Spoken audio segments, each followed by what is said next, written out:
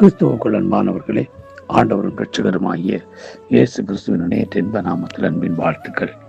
நாம் தொடர்ச்சியாக உயிர்த்தெழுதலும் நாமம் என்ற தலைப்பில் நாங்கள் தியானித்து வருகிறோம். நேற்றைய தினத்தை பார்த்தோம், இயேசு கிறிஸ்து உயிர்த்தெழுதலும் ஜீவனுமாய் இருக்கிறார் என்று பார்த்தோம். இந்த நாளில் நாம் பார்க்க போகிற காரியம், உயிர்த்தெழுதலுக்கு குறித்து சாட்சி கொடுக்கிறவள நாம் இருக்க வேண்டும். ஆண்டவராய் இயேசு கிறிஸ்து உயிரோடு எழுந்தார் என்பதற்கு நாங்கள் தான் சாட்சிகள். ஏனென்றால் அவர் நம்மளை உயிர்ப்பித்திருக்கிறபடினாலே உயிர்ப்பிக்கப்பட்ட நாம் அவருக்கு சாட்சி கொடுக்க வேண்டியதாக இருக்கிறது. அப்போஸ்தலர் நிறுவத்திலே ஆண்டவராய் இயேசு கிறிஸ்துவினுடைய அப்போஸ்தலர்களை குறித்து நாங்கள் பார்க்கும் பொழுது, அப்போஸ்தலர் 4வது அதிகாரம் 33வது வசனம் சொல்கிறது,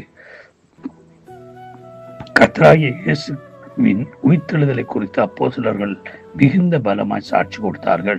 அவர்கள் எல்லாரும் மீது பூரண கிருபை உண்டாயிருக்கு. பாருங்க, அப்போஸ்தலர்கள் யாவருமே மிகுந்த பலமாய் சாட்சி கொடுத்தார்கள்.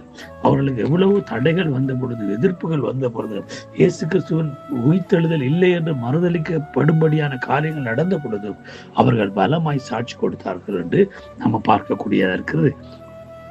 அதே அப்போஸ்தலர் நிறுவனம் 5வது அதிகாரம் 27வது வசனம் தொடக்க நாங்கள் பார்க்கிறோம். அப்படி அவர்களை அழைத்து கொண்டு வந்து ஆலோசனை சங்கத்துக்கு முன்பாக நிறுத்தினார்கள். அப்பொழுது பிரதான ஆசாரியர்களை நோக்கி, நீங்க இந்த நாமத்தை குறித்து போதகம் பண்ணக்கூடாது, நீங்கள் உங்களுக்கு உறுதியை கட்டளையிடவில்லையா? அப்படி இருந்து நீ இதோ எருசலேமே உங்கள் போதகத்தை நான் நிரப்பி இந்த மனுஷனுடைய இரத்த பலி எங்கள் மேல் சுமத்துகிறது என்று சொன்னார்கள்.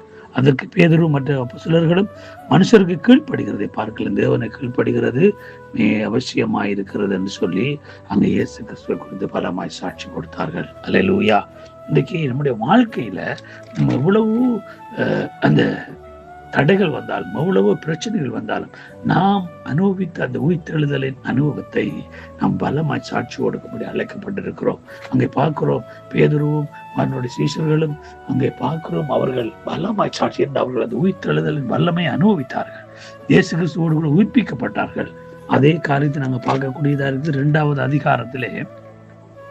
அப்போஸ்தலர் 2ஆம் அதிகாரம் 32-33 வசனத்துல நம்ம பார்க்கும் பொழுது அங்கே ஒரு காரியத்தை சொல்லப்படுகிறதை குறித்து நாங்கள் பார்க்கிறோம். 32-33 இந்த இயேசுவை தேவன் எழுப்பினார், இதற்கு நாங்கள் எல்லோரும் சாட்சிகளாய் இருக்கிறோம்.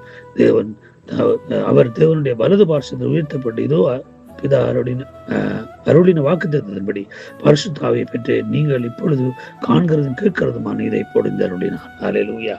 பாருங்க, இயேசுவை மறுதலித்த பேதுரு, இயேசுவை எனக்கு தெரியாதுன்னு சத்தியம் பண்ண இயேசு இப்ப சொல்லுகிறார், இயேசு கிறிஸ்துவை தேவன் உயிரோடு எழுப்பினார் என்பதற்கு நாங்கள் சாட்சிகளாய் இருக்கிறோம். அல்லேலூயா. இதைத்தான் ஆண்டவர் நமக்கு கற்றுக் கொடுக்கிற கிறிஸ்துவுக்குள் அன்பான தேவனுடைய பிள்ளைகளே, நீங்களும் நானும் நாங்கள் என்ன செய்து கொண்டிருக்கிறோம். அங்கே அப்போஸ்தலர் 4ஆம் அதிகாரம் 10ஆம் வசனத்துல 19ஆம் வசனம் சொல்லுகிறது, பேதுரு யோவான் அவர்களுக்கு பிரதி உத்தரமாக தேவனுக்கு செவி கொடுக்கிறதை பார்க்கல, உங்களுக்கு செவி கொடுக்கிறது தேவனுக்கு முன்பாக நியாயமாயிருக்குமோ என்று நீங்கள் நிதானித்து பாருங்கள். நாங்கள் கண்டவைகளை கேட்டவைகளை பேசாமல் இருக்கக்கூடாது.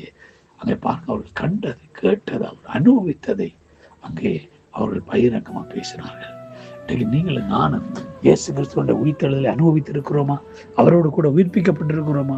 அந்த உயிர்ப்பிக்கப்பட்டதன் அந்த அனுபவத்தை சாட்சியாக பகிர்ந்து கொள்ள வேண்டியது அவசியமா இருக்கு. இவ்வளவு தடைகள் வந்தால், இவ்வளவு பாடுகள், இவ்வளவு நெருக்கங்கள் வந்தாலும் தேவனுக்கு செவி கொடுக்கிறதே மேலே என்று மனுஷனுக்கு கீழ்ப்படிவதை பார்க்க தேவனுக்கு கீழ்ப்படிந்து தேவனுக்கு சாட்சிகளாக இருப்போம்.